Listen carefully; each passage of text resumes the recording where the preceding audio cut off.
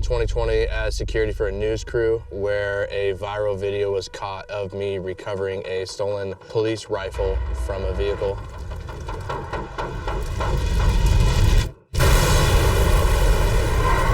I clocked a couple burning cop cars and I see a rifle come out.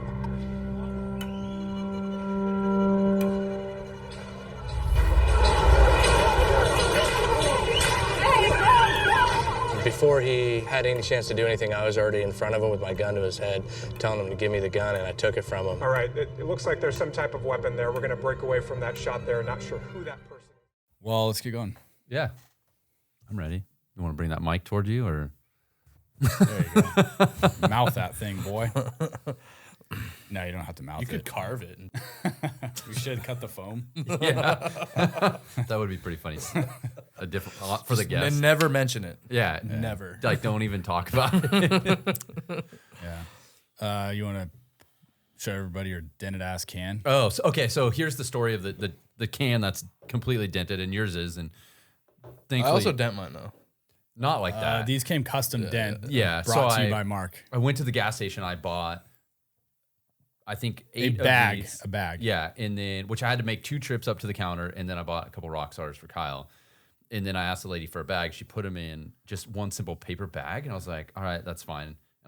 And so I hold the bottom, and I walk out, and I'm like, of course I got to put my sunglasses on, and I'm thinking, well, if I'm just holding the top and I take my hand off to put my sunglasses on, that is super sketchy, and it's gonna bust out.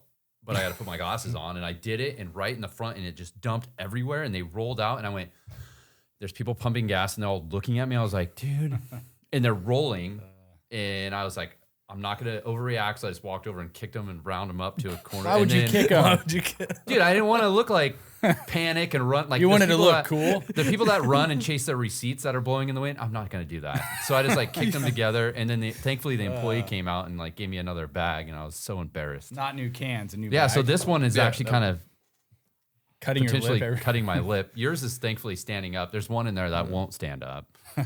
So I like how you kick them, dude. Like, well, I didn't want to just like boot them around. bend over and grab and like It circle. was the bending over that. Yeah, it's I'm just looking out for my back, but they're rolling everywhere. Yeah, so You're an idiot. thankfully you're not cutting your lip. Oh no. You're the only guy that I know that would give somebody something that's ruined, damaged, dented, like, and have some dumb story attached to it like that. Well, I can't. It's only What am I gonna do with them? Nothing. Let's introduce our guest. Yeah, John Kruge. Yes. Welcome. Yeah, thanks for coming in, man. AKA the Weapon Snatcher. Yeah. Who dubbed you that, dude? Did you dub yourself the Weapon Snatcher? Don't lie. There's a story behind it. There is a story The internet behind blew up, and a bunch of names were getting thrown out by different people, and the one that was starting to catch, I couldn't have. What was it? Snatch Daddy. And, Why couldn't you have that? I can't Okay, go okay. around Wanna be and actually. Snatch Daddy? That's a good t-shirt. This is something that happened recently. Another grown man in my DMs called me daddy, and I was just like, "You're a grown man. Like, what the hell?" So it made me think back to this whole Snatch Daddy thing. I was like, "No, I can't have that." So someone had like, put out Weapon Snatch. I was like, "That makes sense." Yeah. And I put that on my account, and that's what stuck. Dude, that's funny. So Daddy? I kind of had to steer. Ugh, my brain is going somewhere that's going to ruin something for me, so I don't want to. Yeah, That's crazy. Weapon Snatcher. That's pretty sick. That's pretty rad because that is really relevant to what happened. Yeah, it is kind of funny though, because a lot of people that, if there's someone who doesn't know and then they see it, they're like, "What are you, a fan of the ATF?" Like they'll go after like that side of it. It's like, no, but No. you go ahead and flourish with your thoughts.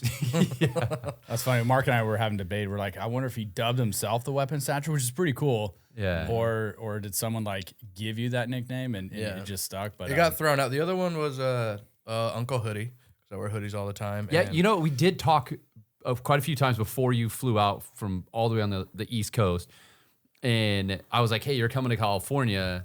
And you're like, well, I always wear a sweatshirt. I will always wear one. And sure enough, it's like 79 degrees when you show up nice this morning. yes. And you have a sweatshirt on. That's life. I'm not convinced you have a shirt under it. Yeah. I wear it so often. Actually, like my body regulates better with it on now. So if I take it off, then I'm like, I'm either really hot or I get too cold. Like it takes a while to regulate without it. Kind of like you're talking about your beard and your little whiskers, like as long Yeah, we would get into that. The dude. wind. That's a legit class we're going to start doing. Yes. you got to use your disgusting beard hair to like judge the wind. You have Disgusting. beard hair. Yeah, but Yeah, not it's really. not. That's It's why not. he's calling us It's cute. disgusting. Yeah. Yeah, I was a little honestly when I saw you in the parking lot for the first time. I was like, "Damn it!" Like I thought my beard was doing decent, not nearly as good as his, but and then I saw you. How long have you been growing it? Well, dude, I mean, I grew it out like a year ago, but I had to like keep it trimmed up for work. So I mean, I can't. That makes sense. I haven't just grown it out for a year. It's not his fault. No, it's not his fault. I do He's appreciate answering to a higher power. Yes. And like 2 weeks ago, he was in here talking and his speech was slurred. And I recognized that his mustache had not been trimmed and it was weighing down on it. It like so, affected the way that I spoke, dude. I with know. the beard in my lip. so I do appreciate that you trimmed it because now it is pretty. I do forget sometimes to trim my mustache, but the fact that it messes with your speech is kind of gross. Yeah. Yeah, it was a little weird, actually. Well, it was he pretty called heavy. me out on it. Yeah. It like hung over and you're like, you also have to groom that. Yeah. Well, listen, dude, we want to thank TruckVault for sending you out here. We have a pretty cool topic to talk about, and that is number one, your backstory of being in the military, how you got dubbed the weapon snatcher, and that whole story during the riots in 2020 in Seattle, Washington. We'll share that. We'll show the video. And then you teach range, you travel all over, like you're a gun guy, right? So you got your own YouTube channel. I kind of do a lot, yeah. Yeah, so let's get into it, man. Tell everybody kind of who you are, what you do, where you're from. What was your military background? None of that is going to be as entertaining as it sounds. I know, but we're gonna make it entertaining. Yeah. People want to know who you are. People want to know who John Snatch Daddy is. John Karugi. For those of you who can't say the last name, it's simple. It's just Karugi. Karugi. No, I got it, Karugi. dude. But I like Snatch Daddy better. Jeez.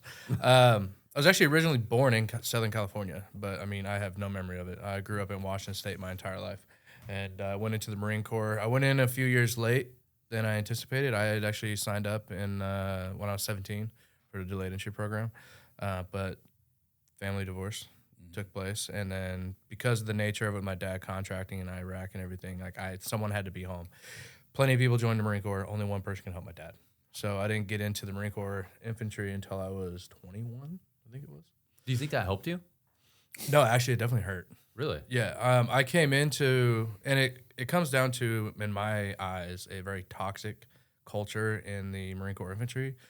I came in older than my senior Marines, and I came in with, and they had never gone to, they had never deployed overseas other than a UDP, Unit Deployment Program, to Okinawa. So their whole thing was like, how the fuck are you so old and, we're this young and we've done this? Like, you haven't done anything. I haven't done anything. But Yeah, also, I can see that. you guys could join. I had to do this, right? So it definitely hurt. It also came to the fact that I had a lot more life experience because through those few years, I'd gone through it. So I came in with a more a sense of self stronger than they had, other than themselves as Marines, and that just caused a lot of conflict. I can see that. Yeah. And so no, that definitely hurt. But anyways, so Marine Corps infantry. Then before I got out, I was an instructor at an MTU in Hawaii, What's MTU? Marksmanship Training Unit. Okay. Yeah, and that was probably the best 6 to 7 months I had in the Marine Corps because it was nothing but 4 a.m. to like 9 p.m. every day shooting and teaching. Granted, at that time, I didn't know near what I know now, but that was, at least for me and where I was at, the best place to be. Yeah. How do you get into instructing at that age there? Is it just you were just found to be good at it and they're like, hey, you're doing this, or you had an interest in both? I credit it to my former staff sergeant, my platoon sergeant. He actually just retired as a first sergeant. No, master sergeant. At the time, Staff Sergeant Rubel. He came to me on my second UDP, and he's like, yo, Karugi, you don't like being with the platoon. And I didn't. I always had problems with him. Started from being older, then cascaded into an injury. And with that toxic type of culture, that don't fly. Now, thankfully, now that I'm out, thankfully, I had all that documented regardless of the culture there. So I recommend you get documented. Yeah. Anyways, so he came to me. He's like, hey, recognize you don't like to be with the platoon.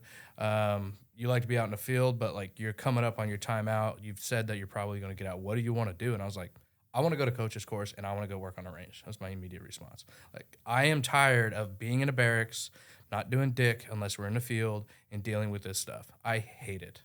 I want to work. I want to shoot. I want to be around that.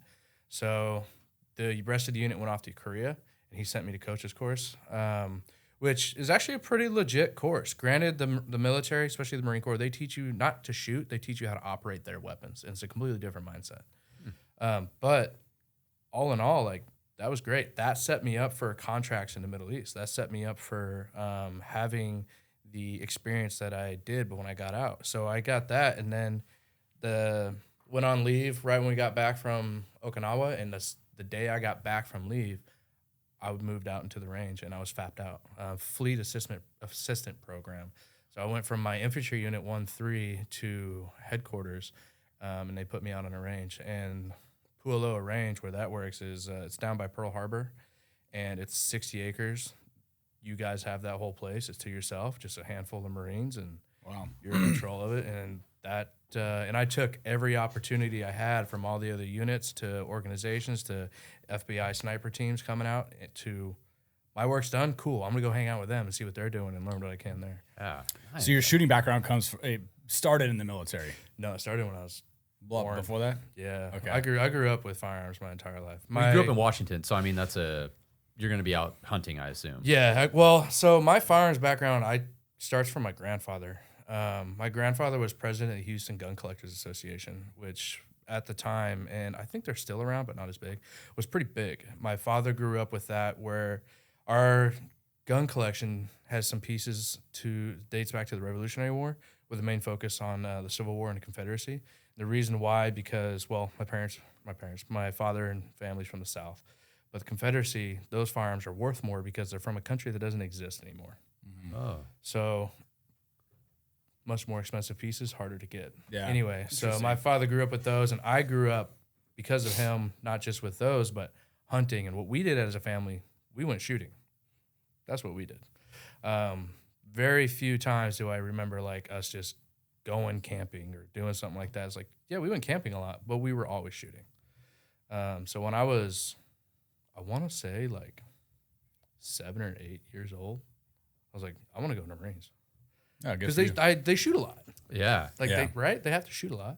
That's just kind of what I assumed. Before that, I wanted to be a zoologist. Really? A zoologist? Steve Irwin, man. What's your favorite animal? Bald eagle, actually. It's always been a bald Hands eagle. down, that's pretty rad. Do you know what bird is the only bird that will try to attack an eagle? How do you? Crows. Yeah.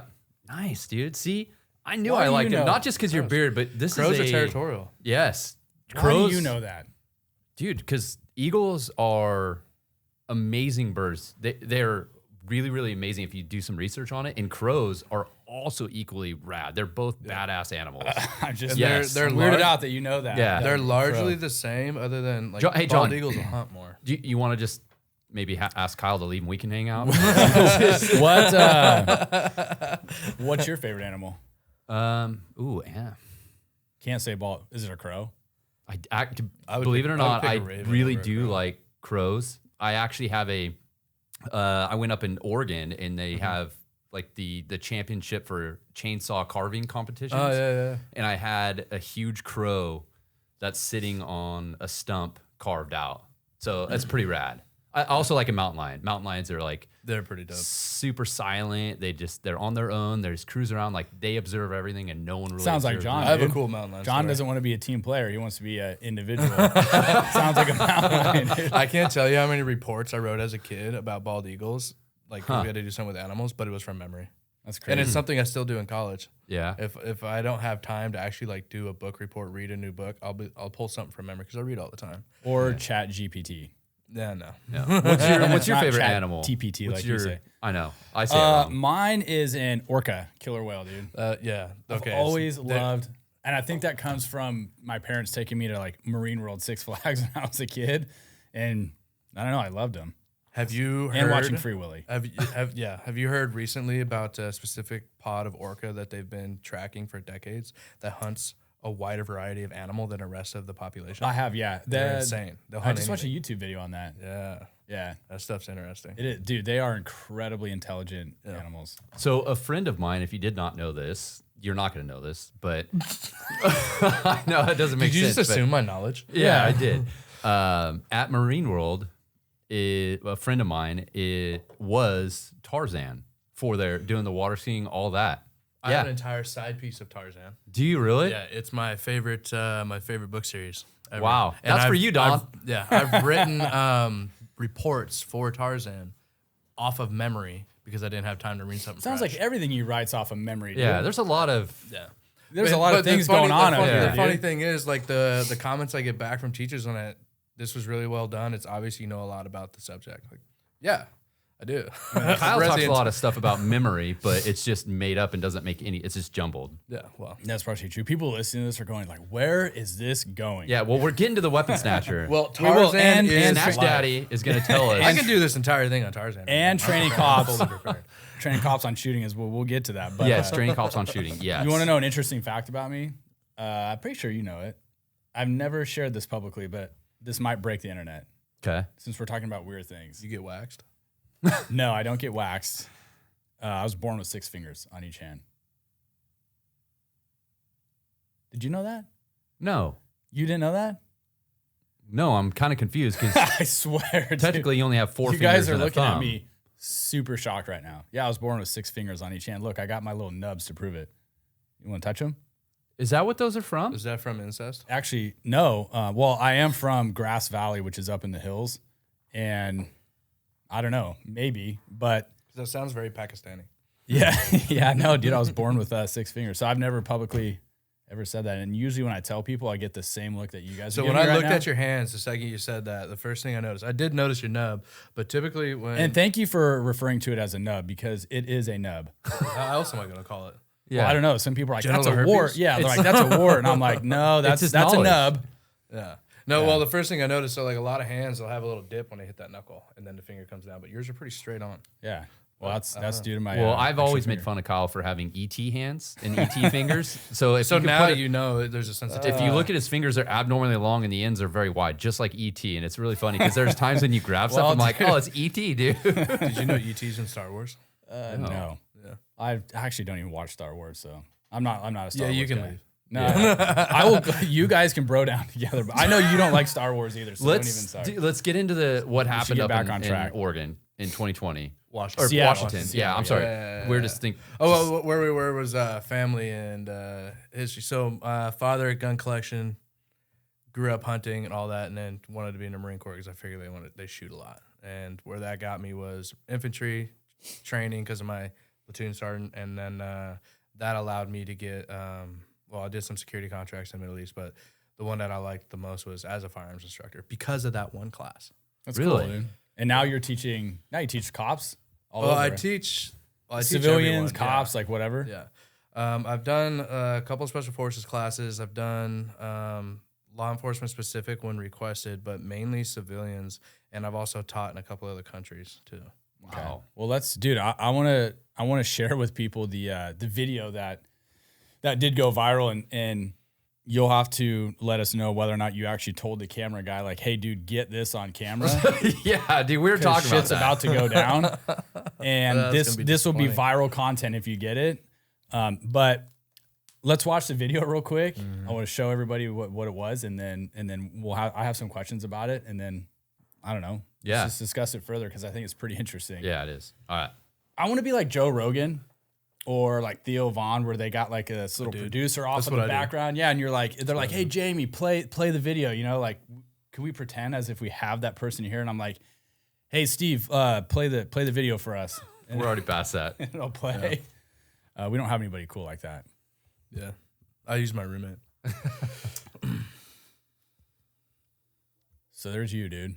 So what is going on? Like, why are you even down there? What were you doing there? I was working security, executive protection for a news crew. Q13 was I think a Fox outlet. I think. Don't quote me on that one. But I was working security for Brandy Cruz, who in that area is a really well-known reporter, and now she runs her own thing too, and she's doing phenomenal. She won an Emmy for this coverage, actually. Really? Yeah, she gave it to me, which still astounds me. So I have You a have it? Grammy. Grammy, I think is It's the one with the angel and the archback. And, Yeah. yeah. I'm gonna Google it. She one's for music. Yeah. I think it's the Emmy. Emmy. So I didn't know the reporters get awarded those, I didn't but she either. did, and she gave it to me, which I was like, "Are you?" Wow, shout out to Serious? her for that. That's Yeah. pretty awesome. And I disagree with her, but her. Yeah, the Emmy is the one. Is it? Yep, that one. Yeah, Yeah. I have it sitting in my studio. No way. That's Yeah. awesome. Her thing was, "You saved my life multiple times that day," and I was like, "I don't feel that way." So she gave it to me, but that's probably one of the things I'm most proud of that I've been given. That was pretty cool. Well, I think you potentially saved a lot of people's lives that day because that was insane. So what did you hear? Like what drew your attention that way? Talk to us about what happened. You're out there providing security for her. Yeah, so I'll try to make it short because if I go in full detail, it's rather long. But the things that I do like to say, there's a few things that I think are really important as far as training and teaching to make sure people realize is first thing that started me off right in that day was I made a few decisions in my mind while I was heading in that day. One of which being, this is America. I'm not on foreign soil. I am not out here to take American life, regardless of if I disagree with them or not. So if I can find a way to solve a problem without taking life, that's the first thing I'm going to do. Second thing being, I made sure that, okay, I'm going to be around things I disagree with, that I don't like. But that's not my job. That's not my agenda. I need to keep myself focused on why I am here. And as long as I am keeping me and my people safe, we're here to document, and I'm here to protect them. All right. The other thing was I put on, as I'm driving about an hour to get there to the city, I put on YouTube for the recent news because it had been spinning up days before, so I could get an idea of what was going on, and I had it playing on my seat as I was driving, so I knew the chants that they were doing. No, you're good. I knew the different things that they were saying. I had an idea what the environment I was about to step into, so I'm priming myself. I'm getting ready, right? I'm putting myself in a frame of mind, which I believe is very different than mindset, a frame of mind to understand what I'm about to get into. I get there, I meet Brandy, hadn't met her before, and go through, this is the me, this is the you, and my expectations, your expectations. Hers were, I want to be in the middle of it. Mine was, cool, just when something happens, you need to listen. Well, I actually really appreciate the fact that you're talking about driving, getting like the frame of mind, and then recognizing that you're not going to agree with some of this stuff, but you're there to do a certain job because this is a law enforcement based podcast. It's for everyone. And a lot of people watch this that are not in law enforcement, but I think that really helps people when you say that, because oftentimes cops are in environments where they may not personally agree with something, but that your bias should not, it's not correct to have it come out and to have that where you're like, doesn't matter what's going on. I may disagree or agree. This is my focus. That's what makes you successful. Yeah. One of my best friends is a sheriff's deputy in North Carolina, and I know her extremely well, right? But I also know the job of law enforcement, and I hear the things that go on, and she tells me, I was like, I know how she feels about that, but guess what? This is your job as a cop. And as a Marine, you don't represent anything if you're in uniform other than the Marine Corps. You don't say your political beliefs. You don't sit there and spout out. So I disagree when I see like military influencers saying, well, this dumb shit on the internet like that. Like, no, you represent the military branch you are in. If you're in uniform and that's what you're doing, that's what you represent. You don't. It's the same with law enforcement. It's the exact same with law enforcement. Yeah. And that doesn't mean you are blind or ignorant to the flaws. It just means that you're it's a adhering job. to it. It's a job. It's a job, but you're also adhering to something that is set out to defend your public, look out for the public, and it has its set of morals and creeds and everything to go by as well. So law enforcement is a public servant. Yes. You're a public servant, and you're not. Your job is not to protect one certain entity of a public. It's everybody. Yeah. So regardless whether of what you think. political beliefs, like any of it, like it doesn't matter. Your job as a cop is to protect the public as a whole. And that's hard to do. You may believe this person Yeah, should be and shot. it might be hard to do. Like, but your job is to stop it. And I've been put in that place. And I don't dude, especially during these riots, like we just did an episode on riots, and man, like as a cop, it's incredibly difficult to watch these things happen and people yelling and spouting out certain things. Like, dude, you saw it. If you were down there, like you saw how they treated the cops. And we're going to get into the guy stealing the rifle and from a police car. But it's hard to really, I guess what it boils down to is emotional intelligence and being able to turn it up or turn that down and kind of stay neutral. But it's also knowing time and place. Yeah. Like, this is not the time and place to address this way. This is what I have to do now. Later, I will have the time and place to address this in this fashion. That's okay. And I can take this experience and stow that away to unpack it later. But right now, this is what I have to do. Yeah, you have a job. So you're down there filming. She wants to be in the thick of it. Yeah. So walk us through the rest, like from the time of what we see in the video. It's funny. It's actually the second day on the job for this company. And I actually recently just said what company I was working for because they had asked me not to for years. But it was Pinkerton. The reason why I started saying is because they tried screwing me over. Pinkerton is a security company that you were working for? Okay. Yeah, it's the one way back in the day that was actually legit when we were pushing out west and settling the west and everything. Anyway, but this is my second day on that job. We get like 45 minutes into the workday, Brandy and I, and this is the situation we got into. So we get into the middle of it.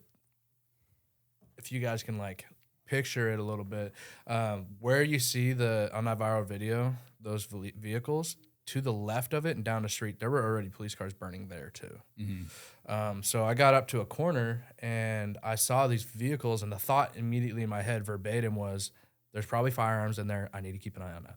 On the burning police cars? Yes. Yeah. Because it's not just at the firearms. It's, well, if there's ammunition and it's on fire, what's going to happen? Oh, yeah. They're going to pop. Yeah. Right? Those aren't just, normal fireworks going off. Anyway, so in doing so, keeping my eye on it, that's when I spotted the first firearm come out. So the viral video is actually the second firearm. The one that you see on my back was the first rifle I took. Okay, so is this during the day or was this at night? This?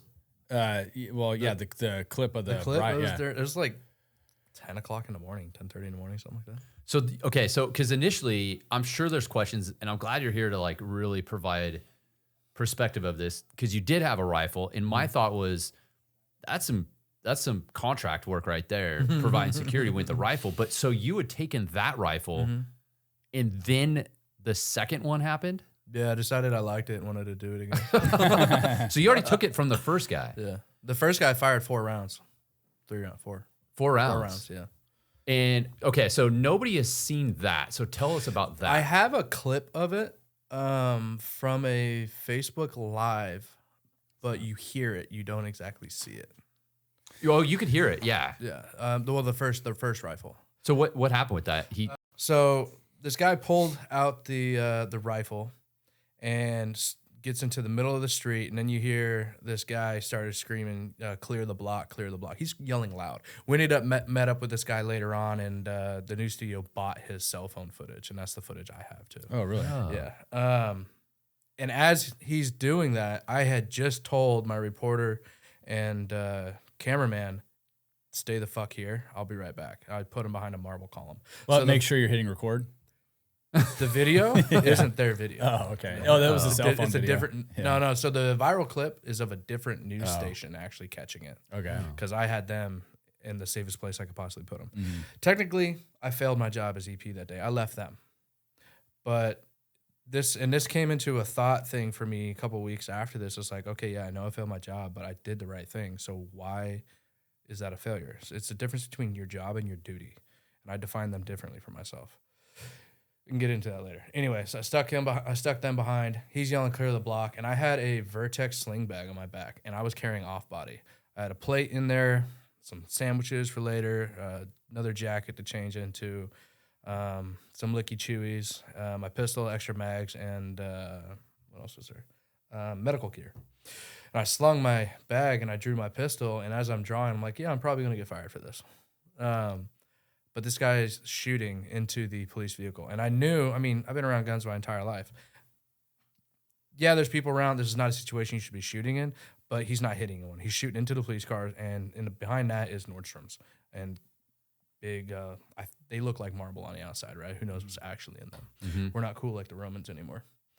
So he fires his shots as I'm drawing and moving in, and he ducks into an alcove, which I didn't know this at the time, but it was a doorway to a Starbucks. And I came up on him, and I mean, by the time he realized I was there, I was already yelling, "Drop the weapon!" And I had my gun to his head, and he realized I was there, like as close as you are. Yeah, you can see that. And I grabbed his gun. Did he say anything? No, you don't see this in the video. This is Oh. the first rifle. Yeah, but did Okay. he say anything to you? No.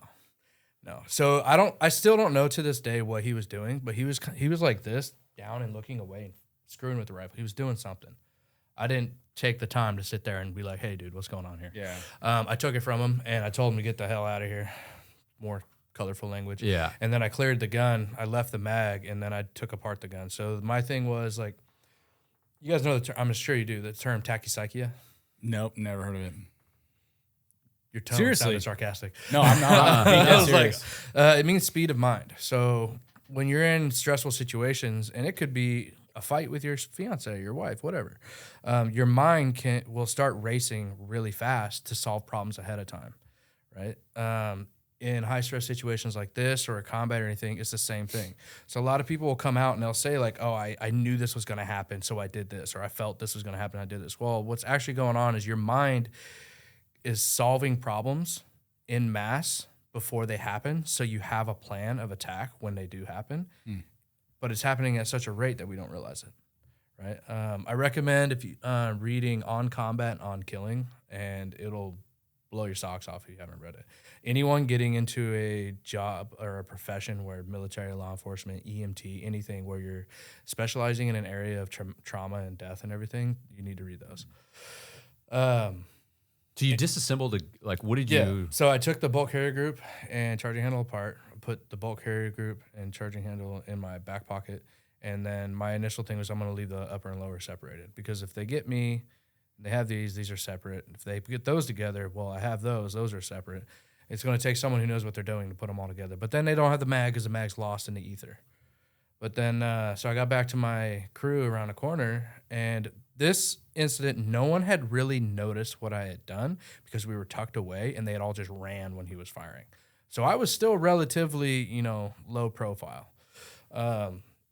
People just obviously see this dude with a gun, but they weren't really paying much attention to that yet. I wonder to if me. people actually probably thought you were a cop or something, dude. A lot of people thought I was a lot of different things. Yeah. All the way Yeah. to CIA. Really? Yeah. I was like, well, you're in no. plain clothes. Yeah. Yeah. So I got back to them, and my reporter, Brandy, she had done what reporters technically aren't supposed to do. She had called the police.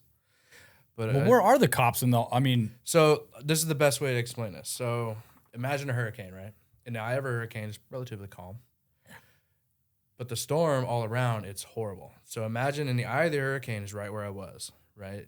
It's actually relatively calm because everything had just spread out. But on the outsides was where the mob and the rioters and all that stuff were. And on the outside of them, that's where the police are. okay. Now, what you got to understand is Seattle, Washington, they deal with riots every year. Yeah. Horrible riots. Yeah.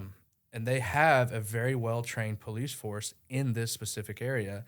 And they pull in from the, I'm sure you guys realize, pull in from the other counties and everything, the sheriff's departments and everything. So they had been seeing the writing on the wall. This had just happened. We need to prepare for this. And they had to set a plan down. And unfortunately, not all went to plan. But the only thing you can do with riots, you can't stop them.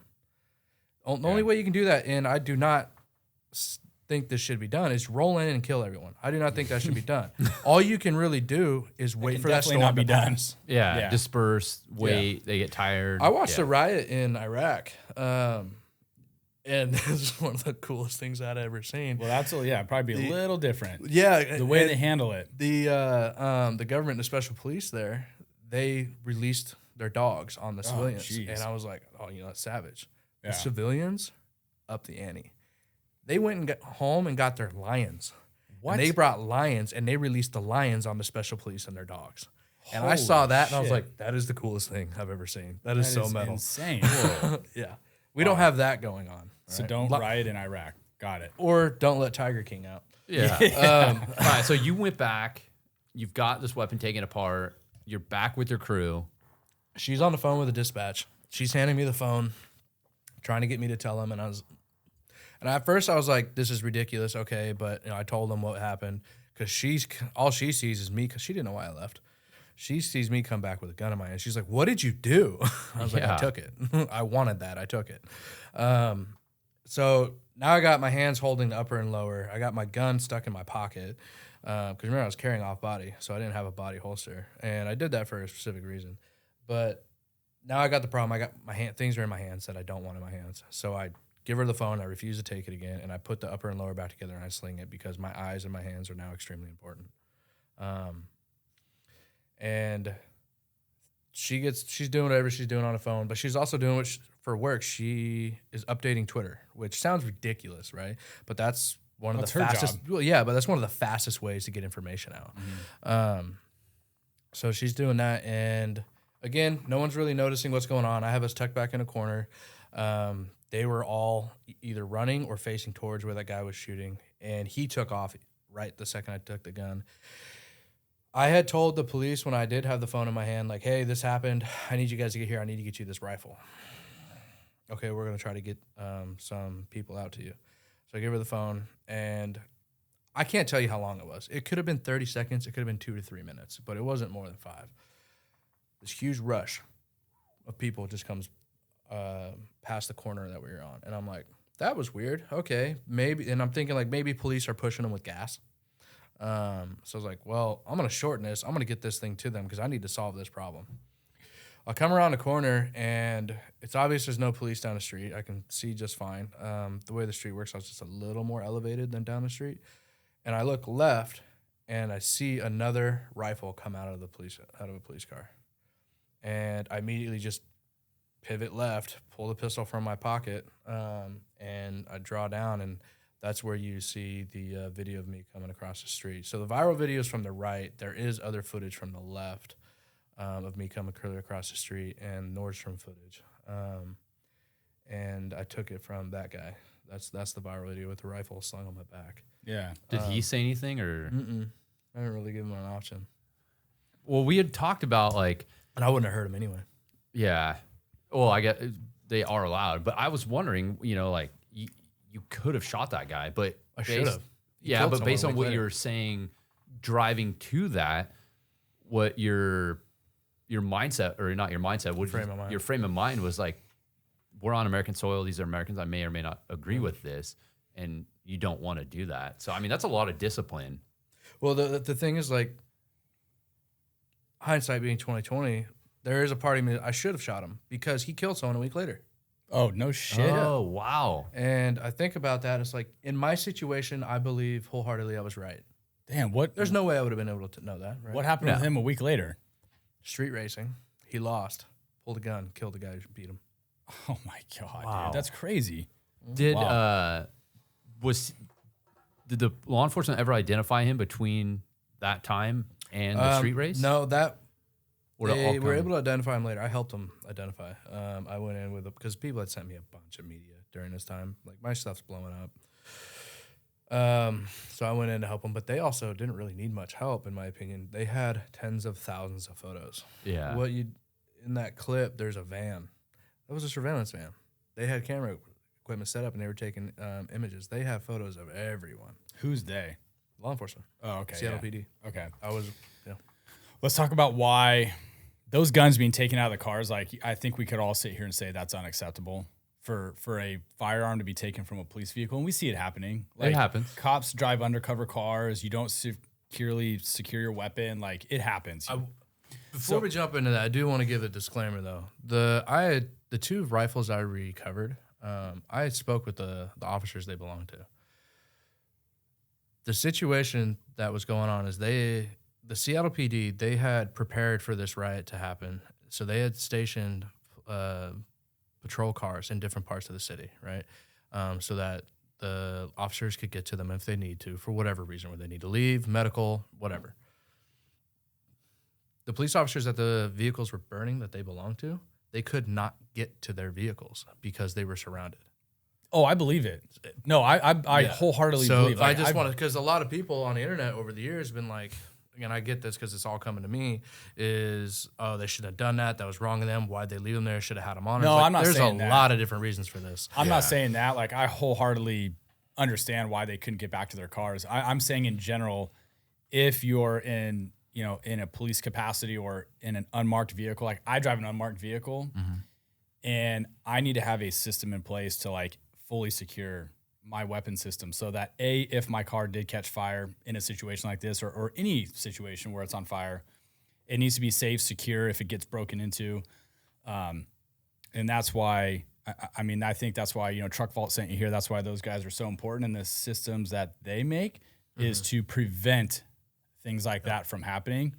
And obviously you're a huge advocate and supporter of it. Yeah. So why, like, in your opinion, like, why is that so important? There are a lot of systems out there to secure firearms in vehicles.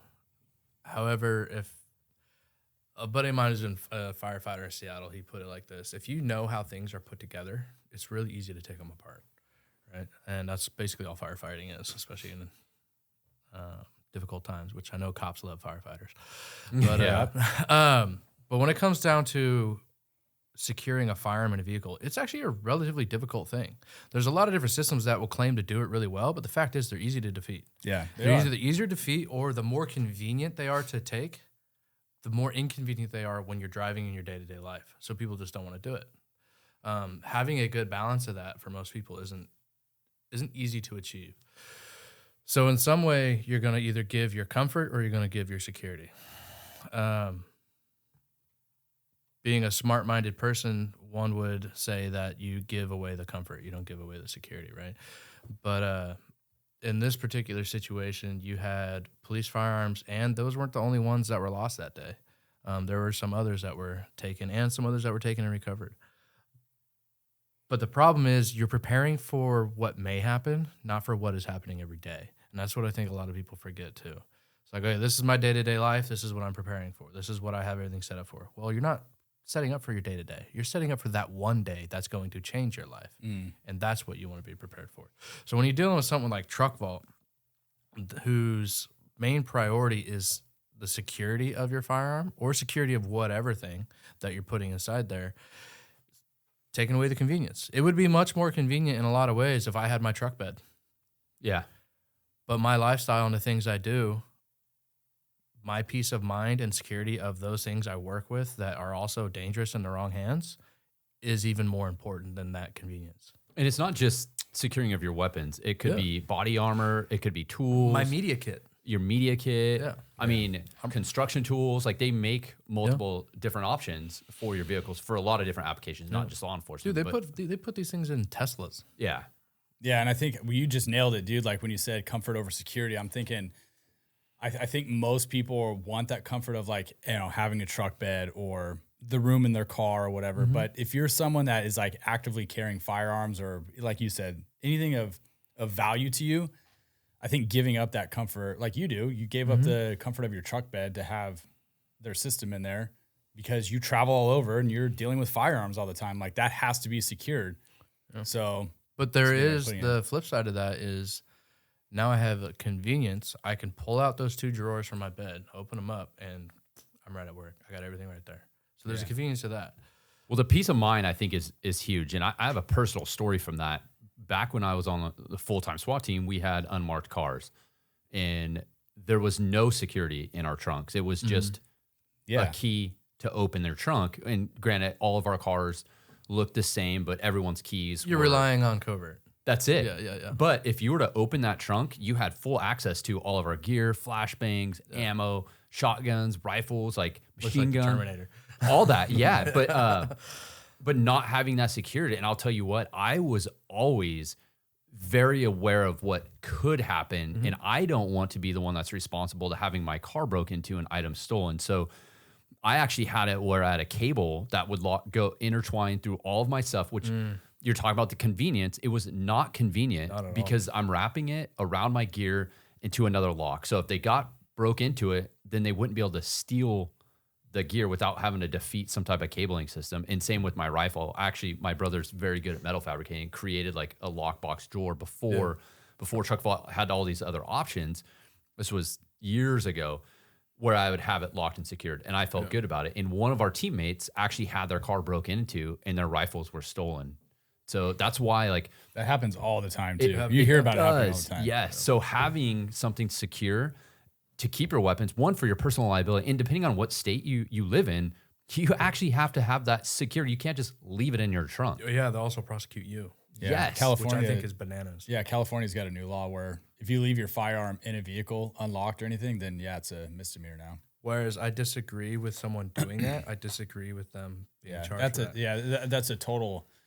I mean, cops have had their guns taken out of their cars because they leave them in You there. cannot put a law down to prevent absolutely everything because then you're just you're harming good people. But what you can do is try to prevent that with different steps to prevent the theft of that. And I think that's why TruckVault offers such great options so that you have a peace of mind depending on where you're at. And especially in these riot situations, like you should have the mindset that if your patrol car is in the middle of all this, I mean, just look in LA, look at some of these vehicles are just completely destroyed. Like your gear is and has the potential of being stolen, and having the peace of mind to know, like, it happens in Iraq, it happened in Afghanistan. These things still happen overseas, and they are the same things that are going on here. They recovered a Marine Corps sniper rifle that had been lost for, I think it was 2 years, and it was being used against them.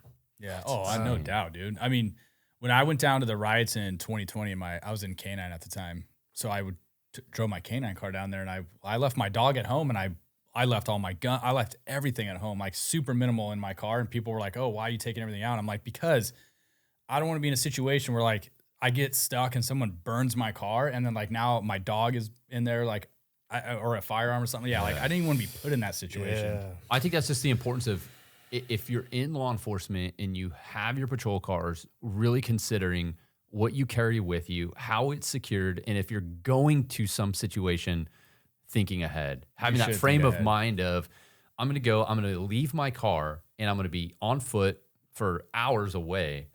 What do I actually need in that car? Yeah. I think that's more of a global mindset. The thing that's difficult for people. So the way as I was saying this, I do, whether it be shooting or like photography and videography, triangles is all they are, right? I can explain ballistics and triangles to positions to your exposure triangle. When you think about security or anything with a firearm or whatever you're trying to secure, you have your comfort, you have the security, and then you have your convenience, right? And there was a really popular video that came out a couple years ago of a Tacoma, Washington police officer pulling a rifle from his vehicle opened up the back hatch, pulled it from a rifle bag, one shot, dumped it down. Yeah. 200 As he's like drinking his coffee, like sets it down. Yeah, super chill and everything. Great video, great shot. Officer did well. There's only one thing I would say he kind of messed up on, but it makes sense. Dude went to press the trigger and the safety was still on, so you see a little jerk. Then he flipped it and did it. But the thing is, you look at that, it's like, okay, he has convenience and he has comfort, but he sacrificed security. Yeah. But I'm not saying that's wrong at all. What I'm saying is you're always going to balance these three things to get what's optimal for whatever situation you're in. But the thing people forget is that is constantly going to change. Whatever you're doing. That day, that was what's better. Say he has a riot to go to, he needs to now lean more towards security. And Totally. Yeah. So that's a good perspective. And when I think about it when I'm hiking, a lot, or with your gear, you're constantly managing it. Your sling on your rifle, depending on what you're doing, shooting, climbing, jumping, flipping, going under stuff, long range, indexing on your gun to doing close range, you're constantly managing your sling. These are the same things you have to constantly manage. And people try to look for, well, I just want it set up this way and that's it. I don't have to mess with it. Well, that's not the way it actually is. You always have to do your laundry. Yeah. So after this video, which is wild watching you, and now hearing the real true backstory of, you didn't just take, okay, so you were weapon snatcher on the first one, but now you're, Dude, you're double snatch daddy, dude. yeah, snatch daddy. That's why the second one came up. Weapon snatcher, and that's like, no, this is snatch daddy right here. So you actually took two weapons. That's where you get the daddy. After all this. I get it. Dude. Oh, I that's totally funny. get it. That's funny. You Well, usually so- don't say funny things, Kyle, and that's pretty good. Yeah, well, hey, so with these riots that have been cracking off lately, I was just curious. Did it like bring you back to 2020 when I you were have there and you were like, serious FOMO. and you were thinking you were gonna have to like reactivate Snatch Daddy or weapon snatcher or what? I actually, Snatch daddy doesn't go away. no, hell no, dude. I called Brandy because she, my reporter, she works on her own now. She runs a successful YouTube channel. She reports not just on stuff in Seattle, but international and national news as well. And I knew that she was going to want to be getting into there. And she had hit me up as well because she was trying to find security for herself. I'm in North Carolina. I'm on the East Coast right now. I can't come back and help her out, even though I want to. And I was like, I feel like I'm doing nothing. I'm sitting here. I got classes. I got students to train, and I like that. But now this is happening, and I feel like I am not doing a damn thing, and it is bothering me deeper than I thought it would. Well, you know what you need to do, right? Yeah, I need to make a comeback. Yeah, obviously. dude, obviously. Yeah, you need to, in your living room while you're sitting there. Brandy needs another Grammy, dude. You need to be like, weapon snatcher, activate, and then, dude, get back to work. So you are on the West Coast right now, and you did travel on one of the most busiest flight days, which is a Friday. Fridays are generally the most on busiest July 4th. on the 4th of July. Yeah. Which I'm actually surprised I hadn't heard anything in the world about threats to the U.S. or anything like that. But one of the coolest things. So there's weapon snatcher, snatch daddy, all these different things. The coolest thing someone said was, so have you guys heard the Native American term "counting coup on your enemy"? No. All right, so Dude, I pulled it up real quick. Stuff at Yeah, us it's all from memory. Counting coup, a Native American warrior tradition, was a way to demonstrate bravery and earn prestige in battle. Instead of focusing solely on killing, warriors would aim to touch or strike an enemy with a coup stick, hand, or weapon, then escape unharmed. That's all you, dude. There's a few different, depending on the Native American tribes, some of them are you have to take your enemy's weapon from them and leave them alive, stuff like that. But someone had made mention of that to me years ago, and that was probably the coolest thing. I was like, yeah, I did. I touched them. I took their weapon, and I let them live. Well, that was pretty dope. What's funny is you talk about all that, and Kyle, I didn't share this with you, but when he flew in last night, he called me and touched base, let me know that he's here. Did you go to the hotel and tuck him in? No. That would have been nice. But but he's like, hey, I'm pulling in, and there's turkeys around here. Oh, dude. I could probably get out and actually grab one of these. I was like, they are dude, everywhere. I don't even want to hear that turkey yelling. I'm getting off the phone. I'll talk with you tomorrow. Dude, He was right there, dude. Oh, my God. Let's see. He was right there. Dang. He was literally, the one that I first saw came up on my passenger side.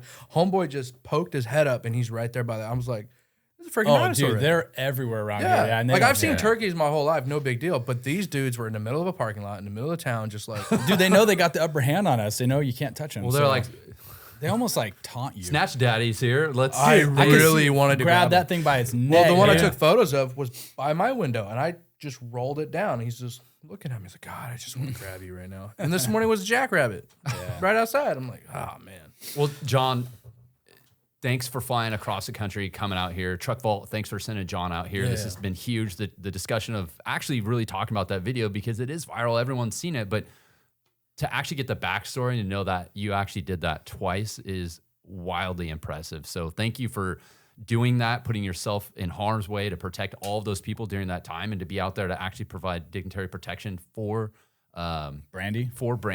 And to get her an Emmy. Like, no one knows. I mean, some people know this, but this is wild. I really appreciate you coming in here talking about that, your mindset, your frame of mind, because you're right, there is a difference. So I really like that. And I think a lot of cops are going to walk away with the frame of mind of going to work thinking, this is my job. This is what I'm supposed to do. I'm not biased.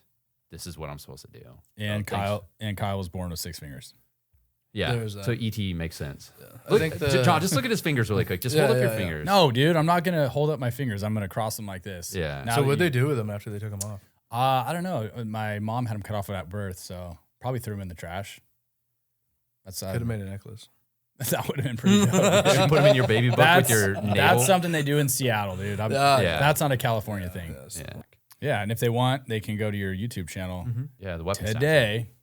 Yeah, there's if you literally go to the website, find a class. Like, what's your website? Weaponsnatcher.com. It's pretty simple. Yeah. All the same thing, because I'm an idiot. I want to be able to find it. I mean, it's easy, yeah. But you can go to the curriculums on the product pages, and then there are links, and you'll find the YouTube video made for that specific one. So I've basically built, it's not in person and it's not fully in depth, but full curriculums on YouTube. Yeah, I like that, because like, if you had a specific question about something or whatever, like, you have a video linked to that particular That's how I topic or answer question, questions whatever. now, so I don't gotta Nice. just send them I all. like it, dude. You're smart.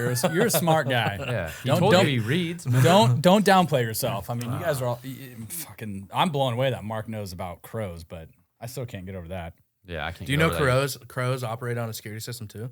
If there's more than one, they will have like say one will be eating while the other's on watch, and they'll split and they'll change duties. I'm not gonna lie. I've read about it and I've watched it happen in parking lots. That's great. I'm gonna Crows, start crows paying will attention actually to that. bring you little gifts Yes, if you train. and, I mean, you Oh, can work. God. Yeah, it's pretty wild. I bet you there's a YouTube channel out there solely about crows. You guys might get it's invited called on. Crow Snatcher. Yeah. Yeah. A little bird snatcher. Anyways, all right, dude. Thanks for coming on. You got have anything else? Yeah, no, thanks, man. All right. Appreciate it. Thanks for having me. All right, guys. See you on the next video. Stay Peace. safe and be smart.